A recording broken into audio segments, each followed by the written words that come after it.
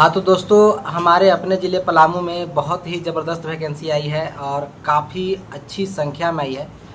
मैं आपको बता दूं कि मैं जब से तैयारी कर रहा हूं अपने इस करियर में, जो भी मेरा 10-15 साल पहले से मैं तैयारी कर रहा हूं, और उस समय से अभी तक मैंने इतनी संख्या में कभी भी पलामू ज़िले में वैकेंसी नहीं देखी थी। और ये बहुत ही अच्छा और सुनहरा मौका है उन प्रतियोगियों के लिए। तुम रुको ना बेटा। उन प्रतिभागियों के लिए जो तैयारी कर रहे हैं जी जान लगा करके और नौकरी पाना चाहते हैं सरकारी। तुम वीडियो नहीं बनाने देगा? तो अगर आप भी मतलब जुड़ना चाहते हैं,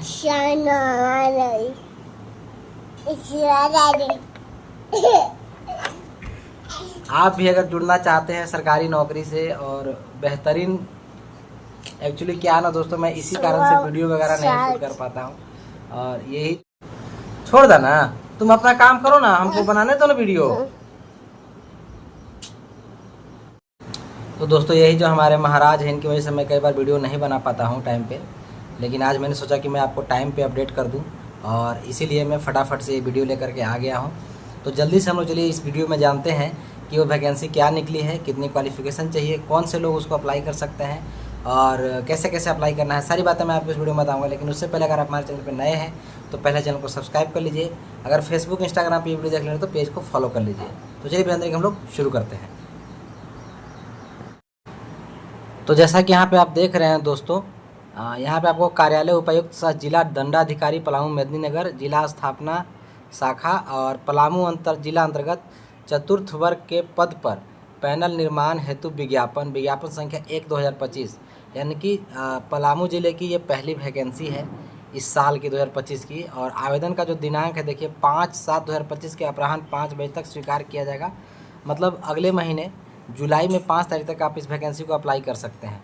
आगे क्या लिखा हुआ है कि माननीय सर्वोच्च न्यायालय नई दिल्ली द्वारा सिविल अपील नंबर इतना एराइजिंग इतना कंडिका इतना in the interest of justice we direct that the fresh notification shall be issued in terms of our direction within 6 months from today and will specifically provide suitable age relaxation in order to accommodate all such aspirants who would have in supervening period and during the pendency of the present litigation crossed the age limit for selection on the subject post।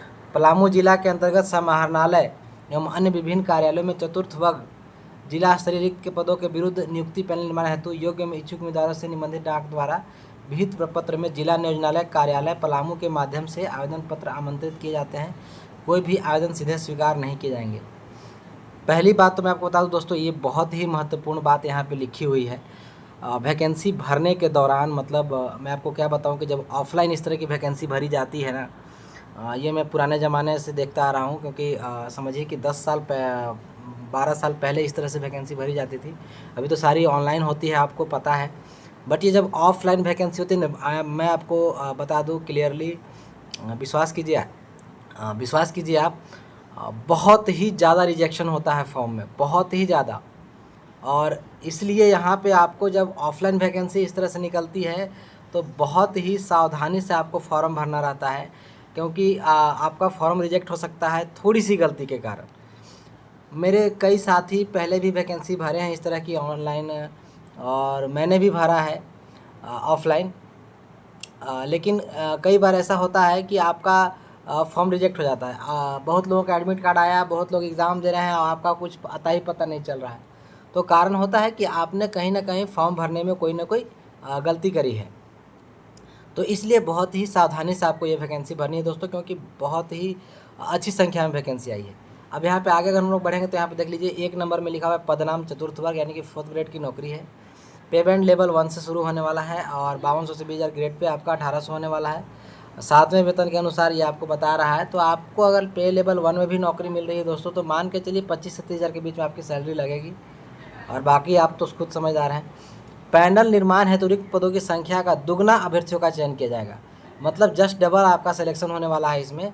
और यहाँ पे आप देख लीजिए details, क्या मैं बताऊँ आपको, मतलब पलामू ज़िले में इस तरह की वैकेंसी देख के ना मन खुश हो गया दोस्तों। इतनी वैकेंसी आपको झारखंड में आ जाए ना, पूरे झारखंड में, तो भी मतलब लगता है कि हाँ बहुत वैकेंसी है। ये तो खैर हमारे पलामू ज़िले के लिए आई है, मतलब मेरा मन खुश हो गया देख करके इसको, मैं आपको क्या है बताऊँ। तो यहाँ पे देखिए पलामू समाहरणालय के अंतर्गत आपको 132 कुल रिक्त पद है, 132, जिसमें जनरल के लिए 79 79 सीटें हैं, अनुसूचित जाति के लिए 38, अनुसूचित जनजाति के लिए यहाँ पे कोई सीट नहीं है। मतलब जो हमारे एसटी दोस्त भाई लोग हैं उनके लिए यहाँ पे समाहरणालय में कोई सीट नहीं है, आप जनरल से भर सकते हैं। अत्यंत पिछड़ा वर्ग के लिए 7 सीट है और पिछड़ा वर्ग के लिए 2 सीट है और ईडब्ल्यूएस के लिए भी 6 सीटें हैं। तो ये काफ़ी अच्छी संख्या में यहाँ पे निकल गया आपका समाहरणालय में। जिला शिक्षा पदाधिकारी का कार्यालय पलामू में आपको कुल 273 सीटें हैं, 273, समझ रहे हैं आप, जिसमें आपको जनरल के लिए 115 वैकेंसी है, अनुसूचित जाति के लिए 75, अनुसूचित जनजाति के लिए 21, ओबीसी के लिए 20, BC1 के लिए मतलब 13 और ईडब्ल्यूएस के लिए 29। इसी तरह से अगर हम लोग आगे बढ़ेंगे तो स्वास्थ्य विभाग पलामू में भी आपको कुल 150 वैकेंसी, 151 वैकेंसी है, 61 जनरल के लिए, 40 अनुसूचित जाति के लिए, SC के लिए, ST के लिए 13, BC1 के लिए आपको 13, BC2 के लिए 9, ईडब्ल्यूएस के लिए 15। इसी तरह से आप देखेंगे तो जिला सहकारिता कार्यालय में कुल 3 वैकेंसी है, तो इसमें ज़्यादा नहीं है, आपको जनरल के लिए 2 है और SC के लिए 1 है। फिर वन प्रमंडल मेदिनीनगर में आपको 11 जनरल के लिए, 8 SC के लिए, 1 ST के लिए, 2 BC1 के लिए, 1 BC2 के लिए और 3 ईडब्ल्यूएस के लिए, कुल 26 वैकेंसी है। मतलब अगर देखें दोस्तों तो यहाँ पे कुल 585 वैकेंसी पलामू ज़िले में आई है, जिसमें 268 जनरल के लिए, 162 SC के लिए, 35 ST के लिए, 42 BC1 के लिए, 25 BC2 के लिए और 53 सीटें ईडब्ल्यूएस के लिए। गजब, मतलब इतनी सारी वैकेंसी आपको यहाँ पे पलामू ज़िले में सिर्फ निकल के आई है। अब आगे यहाँ पे 5 नंबर में पढ़ेंगे तो नियोजनालय में आवेदन पत्र प्राप्त करने की अंतिम तिथि 5/7/2025।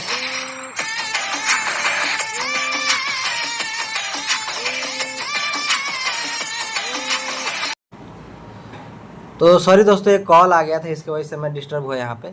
तो नियोजनालय में आवेदन पत्र प्राप्त करने की अंतिम तिथि आपको 5/7/2025 है, यानी कि 5/7/2025 के शाम 5 बजे तक आप इस आवेदन को भेज सकते हैं। अंतिम तिथि के बाद आपको आवेदन नहीं लिया जाएगा, ये तो जाहिर सी बात है। यहाँ पे जो वर्डिक्ट है वो जो सुप्रीम कोर्ट का वर्डिक्ट है वो यहाँ पे लिखा हुआ है, उसकी डिटेल्स लिखी हुई है। और यहाँ पे देखिए क्या लिखा हुआ है, उम्मीदवार को नियोजनालय में निबंधित होना अनिवार्य है। तो जो भी हमारे साथी अभी तक एक्सचेंज में अपना नाम रजिस्टर नहीं करवाए हैं, एक्सचेंज ऑफिस में, नियोजनालय में, वो जा कर के फटाफट से आप नियोजनालय में नाम अपना निबंध रजिस्टर करवा लीजिए, या फिर ऑनलाइन भी होता है अभी के डेट में, आज के टाइम में आप ऑनलाइन भी नियोजनालय में रजिस्टर कर सकते हैं अपना नाम। बट अगर आपको ऑनलाइन नहीं करने आता है तो आप नियोजनालय में जा कर के कर सकते हैं। आपका यहाँ पे रांची रोड में जो आपका ITI है सरकारी, उसी के पीछे में आपका नियोजनालय है। क्वालिफिकेशन आपको मैट्रिक पास होना चाहिए, उम्मीदवार को स्वस्थ होना चाहिए, हेल्दी होना चाहिए, साइकिल चलाने का ज्ञान होना चाहिए, मतलब साइकिल चलाने आपको आनी चाहिए। अन्य बातें समान होने की स्थिति में अधिक उम्र वाले उम्मीदवारों को प्राथमिकता दी जाएगी। मतलब अगर आपका नंबर वगैरह सेम हो जाता है, मेन नंबर ही सेम होता है दोस्तों, अगर नंबर आपका सेम आता है तो जो एज जिसका ज़्यादा होगा उसको यहाँ पे प्राथमिकता दी जाएगी सिलेक्शन में। तैयार पैनल की मान्यता 1 वर्ष के लिए होगी, तत्पश्चात इसकी मान्यता स्वतः समाप्त हो जाएगी। जो पैनल बनेगा आपका वो 1 साल तक ही मान्य रहेगा। स्थानीय क्षेत्रों के उम्मीदवारों को यथासाध्य प्राथमिकता दी जाएगी। मतलब जो पलामू ज़िले के कैंडिडेट्स होंगे दोस्तों, उनको विशेष प्राथमिकता यहाँ पे दी जाएगी। समझ गए बात? तो जो पलामू ज़िले के लोग हैं उनको मतलब समझिए कि सुनहरा अवसर है ये। 585 सीटें बहुत ज़्यादा होती हैं एक तरह से, अगर एक ज़िले के हिसाब से देखी जाए तो आपके लिए सुनहरा अवसर है ये वैकेंसी। विज्ञापन संख्या 1/2010 के आलोक में 5/11/17 का परीक्षा में शामिल होने वाले उम्मीदवारों को ही उम्र सीमा में 15 वर्षों का छूट दिया जाएगा। तो 1/2010 में एक वैकेंसी, बहुत पहले एक वैकेंसी आई थी दोस्तों, मुझे याद आता है, जिसमें पेपर लीक की जो कहानी हुई थी। एग्ज़ाम मुझे लगता है करीब 14 के आसपास हुआ था इसका, और शायद मैंने भी फॉर्म भरा था। बट एक्चुअली क्या हुआ था कि वही मैंने आपको जैसे बताया ना, ऑफलाइन वैकेंसी भरने में बहुत सारी गलतियाँ होती हैं।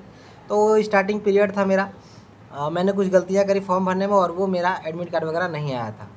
तो जो लोग उस समय फॉर्म भरे हैं, परीक्षा में बैठे हैं, उन लोगों को 15 साल की छूट दी जा रही है आपको, क्योंकि 15 साल हो चुका है ना, तो उन लोगों को 15 साल की छूट दी जा रही है जो उस समय परीक्षा में बैठे थे। और यहाँ पे जो पहले ही लाइन में लिखा था कुल रिक्ति का 2 गुना पैनल तैयार किया जाएगा, तो ये तो पहले बता चुका हूँ मैं। आरक्षण नॉर्मल जो जैसे मिलता है वैसे ही होगा, वरना आरक्षण आपको मिलने वाला है। जो खेल कूद जो कोटा के खिलाड़ी हैं उन लोगों को भी जैसे आपको आरक्षण मिलता है उस तरह से आपको यहाँ भी आरक्षण मिलने वाला है, तो उसके लिए आपको परेशान नहीं होना है। शैक्षणिक योग्यता मैंने आपको बता ही दिया कि मैट्रिक पास होना चाहिए। कैरेक्टर आपका लिखा हुआ है कि कैरेक्टर जो आपका अभ्यर्थी का कैरेक्टर है वो अच्छा होना चाहिए, आपराधिक इतिहास नहीं होना चाहिए, अचल अधिकारी से अन्यून स्तर के पदाधिकारी द्वारा निर्गत चरित्र प्रमाण पत्र मान्य होगा, तो एक कैरेक्टर सर्टिफिकेट आप बनवा लीजिएगा। उम्र सीमा 15/6/2025 को कट ऑफ डेट माना गया है। 15/6 मतलब इसी 15 जून को, आज 14 तारीख है, कल 15 तारीख हो जाएगी, 15 जून को इसका कट ऑफ डेट माना गया है। तो 15 जून तक अगर आपकी उम्र जो है 18 वर्ष है तो आप भर सकते हैं, और अगर 38 वर्ष है तो भी आप भर सकते हैं। मतलब आपको मैं बताता हूँ आगे जो कट ऑफ ये उम्र में जो छूट मिली है उसके हिसाब से। और ये 18 के अलावा जो 15 साल जिसको छूट मिल रही है, जो पहले 2010 में परीक्षा में बैठे हैं, तो 18 और 15 उनको जोड़िए तो 33 साल तक की उम्र वाले लोग भर सकते हैं मिनिमम ये। और उसके बाद जो छूट है वो यहाँ पे देख लीजिए, तो छूट आपको दी रही है 35 वर्ष, 18 से 35 वर्ष आपको एज लिमिट रखा गया है। 3 वर्ष की छूट आपको ओबीसी वालों को मिलेगा। 3 वर्ष भी नहीं, यहाँ पे 2 वर्ष की दे रहा है सर दोस्तों। 37 वर्ष जो ओबीसी के कैंडिडेट हैं उनको 37 वर्ष के लोग भर सकते हैं। महिलाओं के लिए 38 वर्ष 3 साल की छूट है। ST SC के लिए 5 वर्ष की छूट है, ठीक है। दिव्यांग उम्मीदवारों के लिए भी 5 वर्ष की छूट है। नियुक्ति प्रक्रिया में देखिए 10वीं में प्राप्त अंक के आधार पर मेधा सूची तैयार की जाएगी। ये यहाँ पे गड़बड़ हो गया दोस्तों।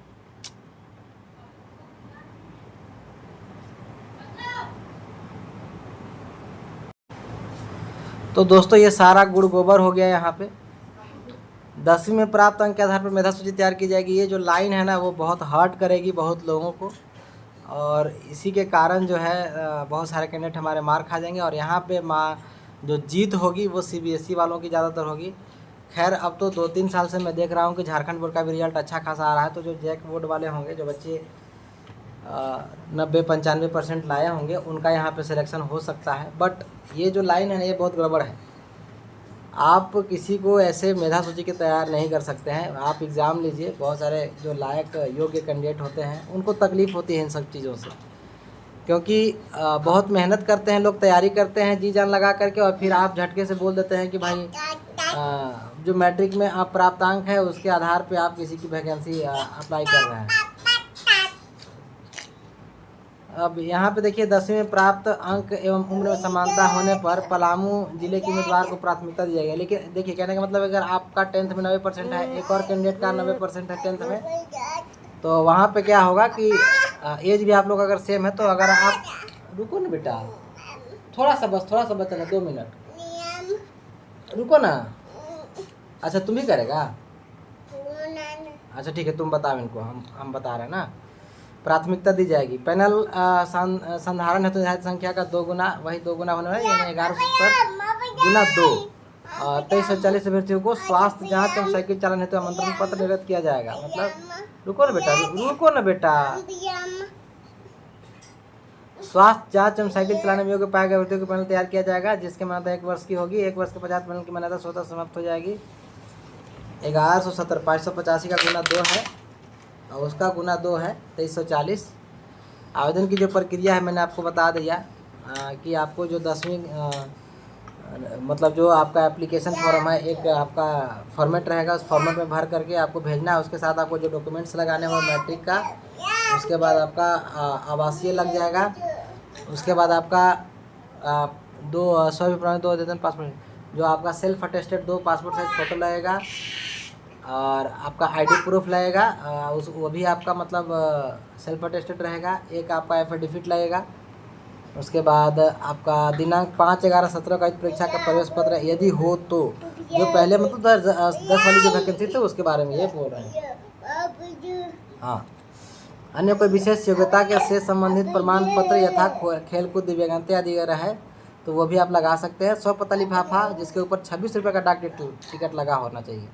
मतलब जैसे आप इन्वेलप जो तैयार करेंगे फॉर्म भेजने के लिए, तो उसमें आपको 26 रुपये का टिकट जो है सो वो ऊपर में चिपकाना है, जिसमें जो आपके पास वापस आएगा आवेदन को लिफाफे में बंद करके, और ऊपर स्पष्ट रूप से विज्ञापन संख्या आवेदित पद का नाम एवं कोटि अंकित कर निबंधित डाक स्पीड पोस्ट से जिला नियोजनालय कार्यालय पलामू में निर्धारित तिथि तक भेजना आवश्यक है। किसी भी स्थिति में हाथों हाथ आवेदन स्वीकार नहीं किया जाएगा। मतलब आपको या तो स्पीड पोस्ट करना है या रजिस्ट्री के माध्यम से ही आपको हमेशा भेजना है ये एप्लीकेशन। हाँ बचा लिए बेटा, बचा लिए, रुको ना, बचा लिए तुमको, हम बचा लिए। रुको ना, तुम यहीं से बैठ के पढ़ाओ ना। देखो यहाँ हम पढ़ा रहे हैं, रुको ना, यहाँ हम पढ़ा रहे हैं, देखो ना।